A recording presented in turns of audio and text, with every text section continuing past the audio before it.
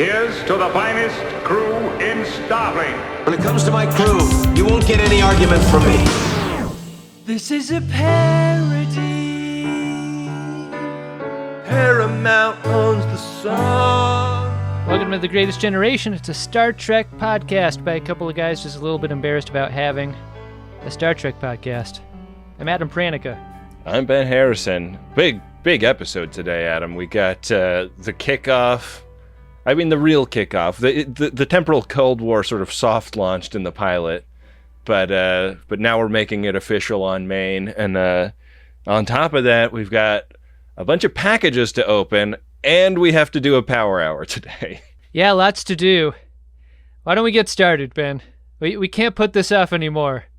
The sooner we do Code 47, the sooner we can get to drinking. Précisément, mon frère. I think we should hold off on the drinking until we've opened all these things people were kind enough to send in. Let me ask you a question. If you were to get something to drink during this Code 47, will you then drink it for the power hour? I do not feel as though I have a choice. I mean, if it's a spirit, I'll maybe just do like a shot of the spirit. I don't want to do a power hour of spirit. I would die. No one would want that. Let's open up some packages, Ben. Captain, I'm sorry to disturb you. I'm receiving a Code 47. Verify. It is Code 47, sir. Starfleet emergency frequency. Captain size only. Actually, our first thing here is another one of these Star Trek postcards. We've gotten a few of these before. It's to Ben and Adam. Reading the back, it says, "Everyone knows." This is the captain's yacht, by the way. I'm guessing, is that the captain's yacht from the E or from the D? I think the less I think about the E as a starship design, the better. This is from the E. I'm seeing E on the registry there. So they wouldn't put an E yacht on a D starship, would they? I mean, you'd only bring the D down with a decision like that. Yeah. Okay, reading the copy on the back of the postcard now. Everyone knows that the Coco Nono scandal and the Naked Now incident, because Adam loves to skirt the rules, but what my theory presupposes is the real issue is Ben's hyper-compliance. Whoa! Wow, that description for you is incredible. I can't believe we didn't come up with that already. How dare you? Hyper-compliance. Yeah. I hope that special episodes are fun to record. They're super fun to listen to. Thanks for all the great pod. Heart Cheeve. That's from Cheeve.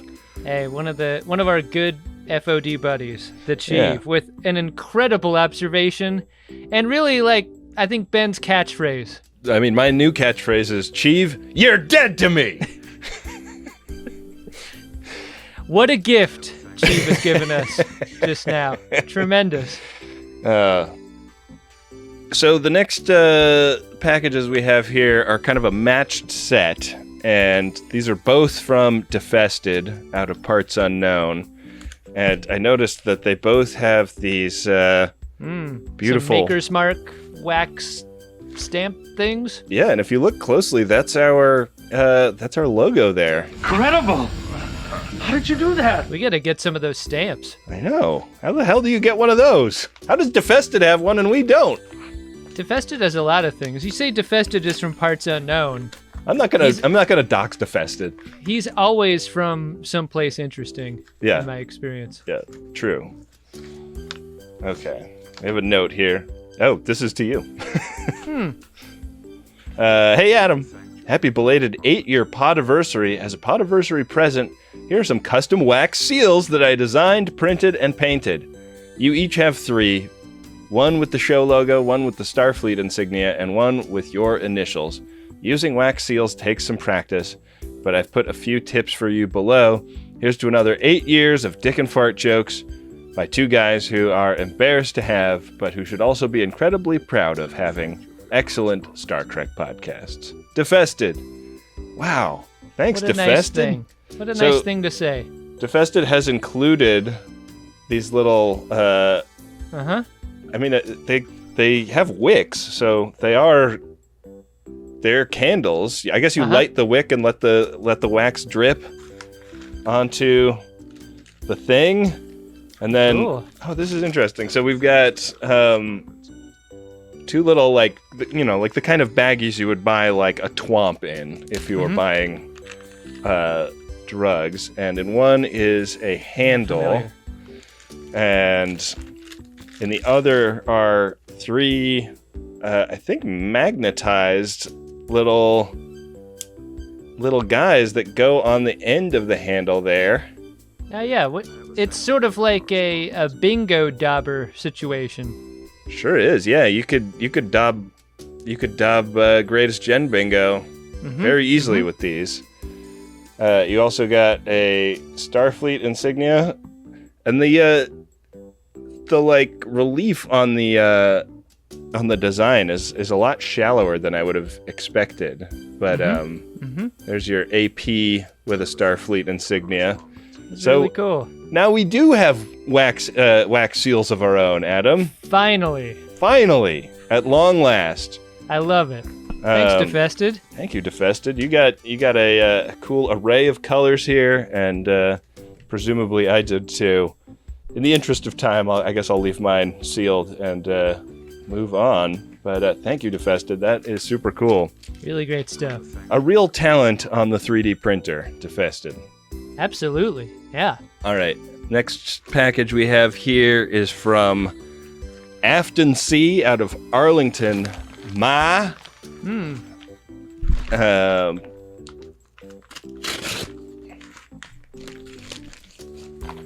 We have a note. Dear Adam and Ben, just about a year ago, I was laid off from my dream job in sudden and devastating fashion, finding myself with a lot of long, empty stretches of time to fill. As I figured out what's next, I decided to finally listen through all of Greatest Gen after having dabbled in Greatest Trek when new shows were coming out. As a way to pass the time and to enjoy some moments of levity. Trek has always been my comfort content. My beloved cat is even named Wesley. The cat? Wesley, my cat. So I figured, why not indulge? By the time you read this, I will have made it through all episodes everywhere. Yes, including Factory Seconds and the Santa Monica Mountains. They truly got me through. In some of your deep pandemic lockdown episodes, you made passing references to watching America's Test Kitchen as some of your comfort viewing. That is, in fact, the very employer who laid me off. Shakes fist. Wow. But it really touched me to know that in some small way I might have given you some comfort in difficult times too. For many years, I was one of those folks in the background in a white chef's coat working diligently on recipes and making the food you see on camera. I'm glad to report that today I am crushing it as a freelance recipe developer and have gotten my own food venture off the ground, and I've never been happier. Check out The Reader's Kitchen at thereaderskitchen.com and at The Reader's Kitchen on Instagram. Geared towards kids, but great recipes for everyone. You two keep me company in the kitchen every week, and I know my work is all the better for it. I don't have a lot of scarves to throw around right now, but I decided to send along some ATK swag for you. I don't need it anymore for obvious reasons. You'll have to fight over who gets what, but I hope these will bring you some joy and some Neelix-level flair in the galley. From one viewer to another, many thanks. Afton, wow! That's very cool from Afton, and I'm so relieved that the letter didn't end from Christopher Kimball, and my new project is Milk Street. So Afton has included an ATK apron, just like Julia Collin-Davidson wears on the TV. Sure. That's great. What else do we got here? Oh, man. America's Test Kitchen chicken timer. Killer. Oh, you could use that for the Power Hour, Ben, and really piss off our producer. How about no? I'm definitely going to check out the content on Insta because I've been having a lot of fun cooking with Daron, and I hadn't even considered like looking for kid-specific recipes. So cool deal. Yeah, I mean, when one door closes, another one opens, or something. That's how the saying goes, right? Mm-hmm. And while this may have been your dream job at the time, plenty of dream jobs lie ahead. I'm positive, so don't get too down on it. Yeah. Onward. Okay, we've got This is one of those ones that like seems to have been drop shipped from Amazon. Because it just the return address is just a fulfillment center. So I'm gonna open it and see if there's a note, and I don't think there is. But somebody has sent us some more dad books, I would say. This one is Lobocues and Spotted Dog. I'll read the back. Celebrate the joys of Patrick O'Brien's acclaimed Aubrey Maturin series and this delightful cookbook full of the food and drink that so often complement Jack Aubrey and Stephen Maturin's travels. So that's of Master and Commander. This is a cookbook of Master and Commander food. Are the pages before every recipe the Lord's Prayer? That's a big part of eating your meals on one of those ships, right? Yeah. This one is like the lexicon of the Patrick O'Brien book. So it looks like it kind of reads as almost like a reference. You can look up characters and like the names of birds and shit that get name checked in the books. Yeah, I've got to believe the recipe instructions are like, throw net into water and wait. Try not to shoot ship's doctor while aiming at cormorant. Shoot cannon at seagull. Then pick cannon pieces out of seagull body. If you sent that in, sorry, your whatever note you tried to get Amazon to include with that didn't get included, but thank you to whoever you are. We've got one last package here. All right. It's quite big. It's from Ramon LP4. Oh. Out of Houston, Texas. Uh-huh. And maybe I'll back up while I open this. Ben is now a good several paces off of Mike, in the very back of his studio. I'm kind of back where I would be if this guy was saying something about the gross job he has. Hey, eat him! Okay. This piece of cardboard with paper on it was stuck in the top of the box, and it says instructions enclosed. You will find a 2-page Code 47. This document will prompt you as to when to open the packages. So, for example, see package 1? Tempting, yes? Well, don't open it yet. Wait until you are reading the Code 47 and then see this prompt, package 1. That will be your cue to open package 1, and only package 1 before reading on or opening anything else. Hope that's helpful. Cue? This is great. So now we've gotten to the pages themselves, and they are printed in LCARS format. Uh-huh. And we've got page 1 of 2 and 2 of 2, and they've been like bagged and boarded like comic books.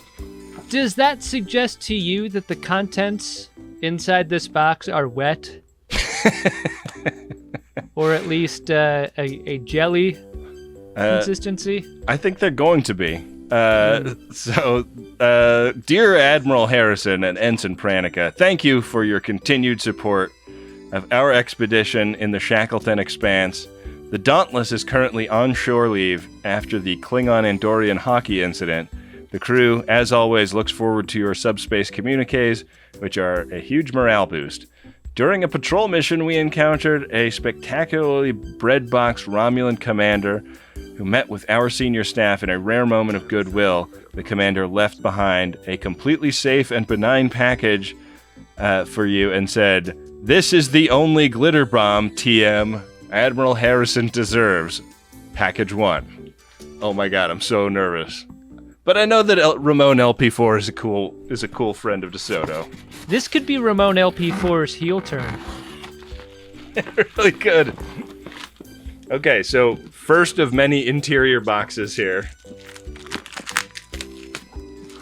This is a real journey, Ramon LP4. There's a bread-boxed Admiral, a Romulan on the cover saying, "Admiral Harrison, I believe you humans call this a glitter bomb. Go ahead, open it."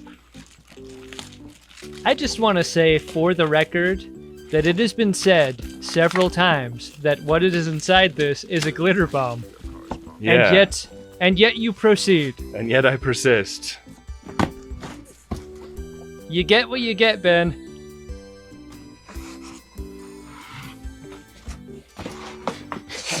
There's an internal box with Brad Pitt's face begging to know what's in the box.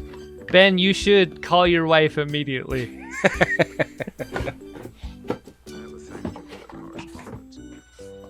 And now there's another interior box that says what could possibly go wrong, and it appears to be an image of an explosion taking place. Ben, what are you doing?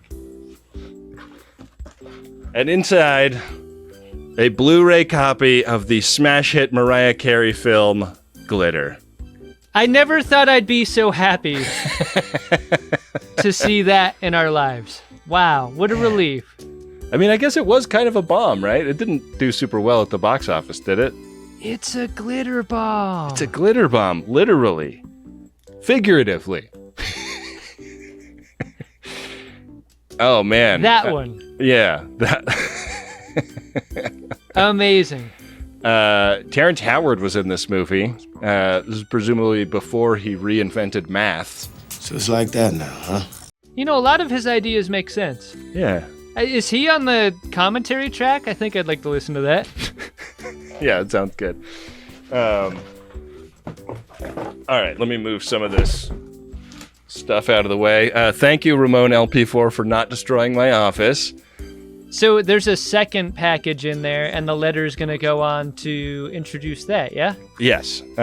So I continue to read. I also understand that congratulations are in order for Ensign Pranica, whose duty record has been exemplary.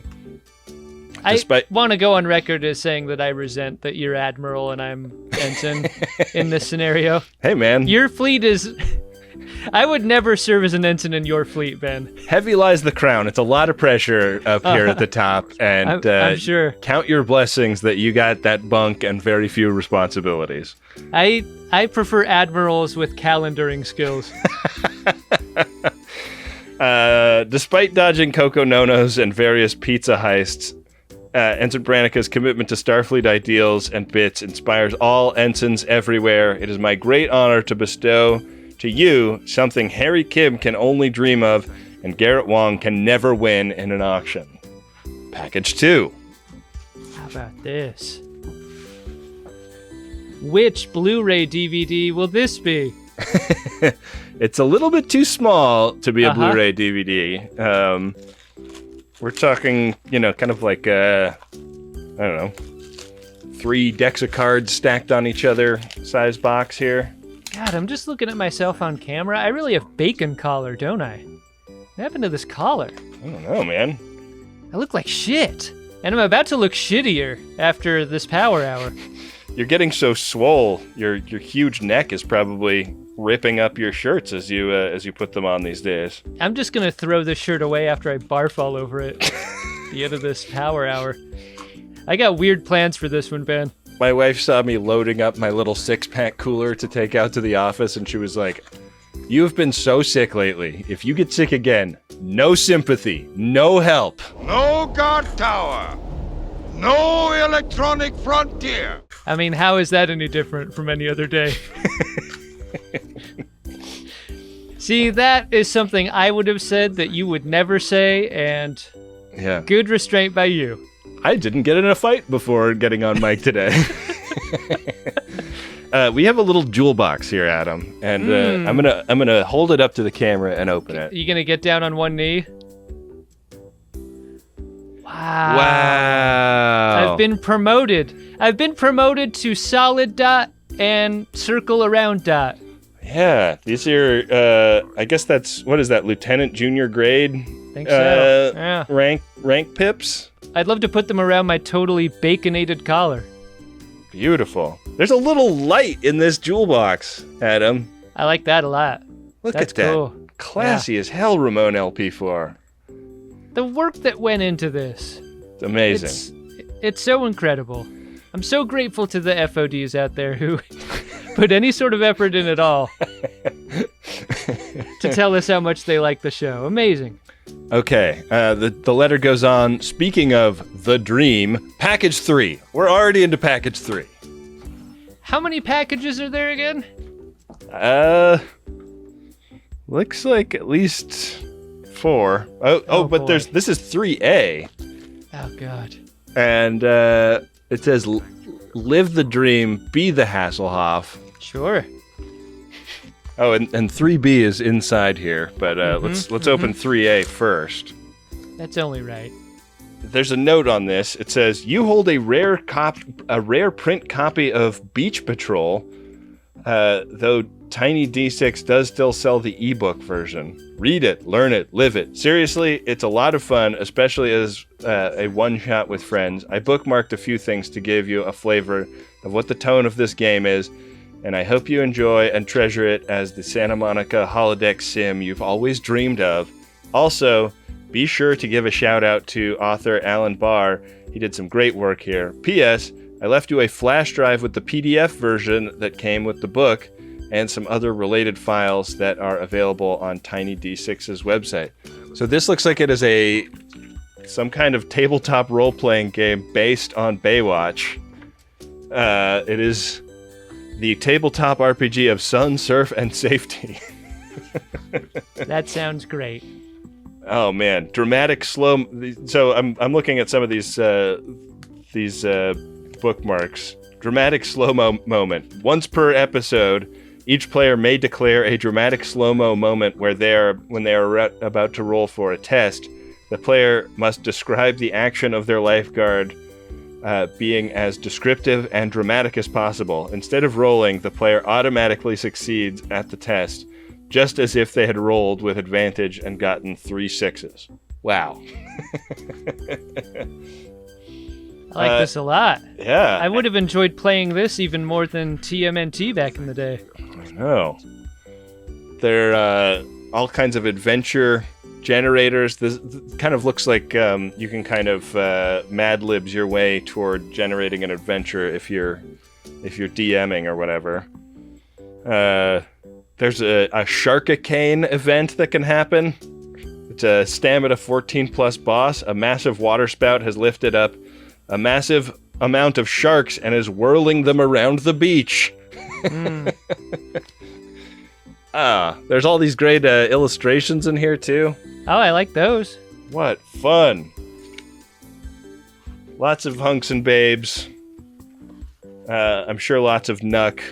Look at this. Look at that. Look at the shoulders on that guy. Oh my god. The shoulder definition's hard to achieve. If we ever have an off night with my dungeon party, maybe I'll invite you out and we could get a game of this going, Adam. Sounds great. All right, we're gonna open 3B now, and the 3B package is an image of Picard attempting to relax on Risa. This is kind of a VHS tape size box for those listening at home. Oh man. These are little mini painted figurines for playing the Dungeons and Dragons of Baywatch. Now you're gonna need those. Yeah, That's great. I love the little chest compression rescue scenes at the end there. The thing about having a collection of those is that you can use them for any type of board game, and you should use them for any type of board game. Can you imagine playing Ticket to Ride with those guys? It's the only way I'd want to play that fucking game. More like Settlers of Baywatch. Yeah. That's the only thing that could redeem that boring evening that I'll never get back. Settlers of Rattan. Uh-huh. Beach Love it. chair. Spectacular. Looks like I opened a gift from you just then, Ben. During your last communique with the Dauntless, Lieutenant Junior Grade Pranica remarked that our last Priority 1 message was totally impenetrable. Episode, her shoulders are not unbig. Time code 1 hour, 14 minutes, and 55 seconds. To decrease misunderstandings, we have attached 2 pads for strictly educational purposes. If the USS Shimoda finds itself in the Shackleton Expanse, You are always welcome aboard the Dauntless. Package 4. Appreciate that. We should have just done one Code 47 with this. Yeah, I think that would have been a good move. Impenetrable, you say? Very well then. Experienced star, puny humans. Is what I think that's Gowron. That looks like Gowron, right? Saying on the Oh, you gotta be right, Ben, because you're on video. kind of a grainy, like, photocopy of his face. Leave me alone, nerds. This is like the kind of work that my dad does when my mom wants to ship me a pie through the U.S. mail. Like the level of package design that's gone into this.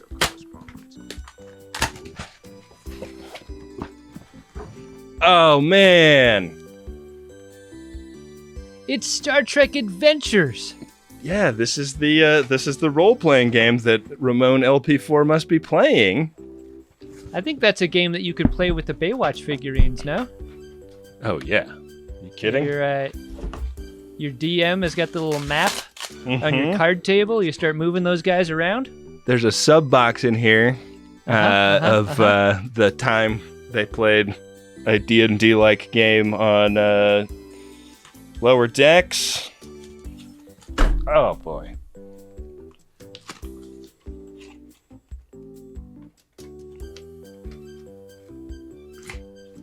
Can open that.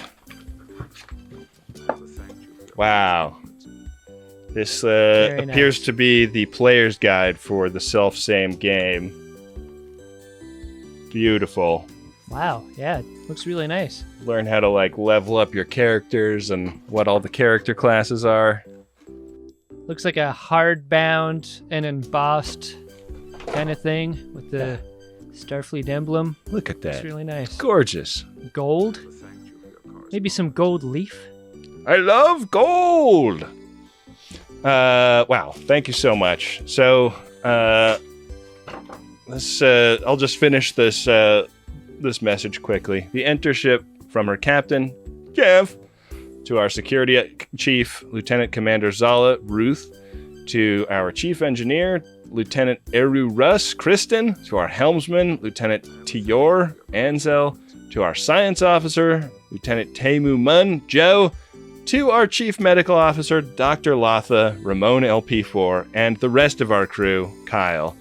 Love your show and the effort you, Wendy, and Bill put into making it not only a great listening experience, but one of the best communities a Trek fan can ask for. You easily transform the tough days into moments of brightness and elevate the already good days into extraordinary heights. Because of this community, shout out to FOD20, Dungeons and Dragons in DeSoto and Shimoda's.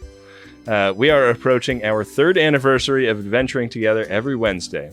It is more often than not the highlight of our week to discuss all treks everywhere, seek and receive encouragement no matter how harebrained the idea, and be guaranteed big laughs and big fun. Spanning 5 different time zones, we have been able to carve out this small group of friends thanks to the communities you've inspired. Thank you, Captain Kellyan and the crew of the USS Dauntless, NCC 56278. Wow. Amazing. Super, super cool. What It feels so good to hear. Yeah. These friend groups forming. And just like a monumental effort went into putting this box together, and we just couldn't appreciate it more. Like all the people that love this show enough to send in something for one of these Code 47s. You absolutely rule. Good looking out. And now Adam and I have to destroy our Bardies. For comedy. As our way of thanking you, we're going to make the worst kind of show. Ben, at the end of the last episode, we landed on a Mornhammered square at the Game of Buttholes, which means that for the next 60 minutes, every minute on the minute, we will be drinking a shot of a beverage. Let's tee up what those beverages are going to be, Ben, before we get our situations situated. What are you going to be drinking today? A bit of a grab bag. I had just some beers left over in the storage area from a party that we threw last summer, and I figured first in, first out. I should probably not serve those to people that are coming by, for upcoming summer backyard gatherings. And so I've got one Imperial IPA from the Sierra Nevada Company. And, dude, why? And then I've got like 2 Modelo Especials and a few Tecates. Wow, so you kind of have the bomb can in your bag. I think my strategy is going to be go IPA first, just to Absolutely. really start myself off strong, as it were. Ben, I had a cache of viewer sent in beers that I've been saving. Oh, yeah. So here's what I did. I filled up my Green Bay Packers insulated bag with a bunch of ice and ice packs, and I took 6 cans and put them in there. 5 of them are viewer send-in cans from the breweries that they either work at or are big fans of that they wanted us to try. One of those cans is Finish Long Drink, because I want that to be like the reward can, because I feel like they all may be pretty tough. I'm not so much of a beerman anymore, but I wanted to respect the gifts that were sent in by FODs. So I'm going to randomly put my hand into the cooler and pick out can after can successively. Some of them are tall cans, some of them are short cans. Ben, I'm going to leave it up to you what size of can I'm pulling out. Oh, okay. My hands can tell the difference. You know what I'm saying? I'd say just grab a can and pull it, All right. Sounds good to me. With that, let's get into Season 1, Episode 11, Cold Front. You're the captain, sir. You're entitled. Not entitled to ramble on about something everyone knows.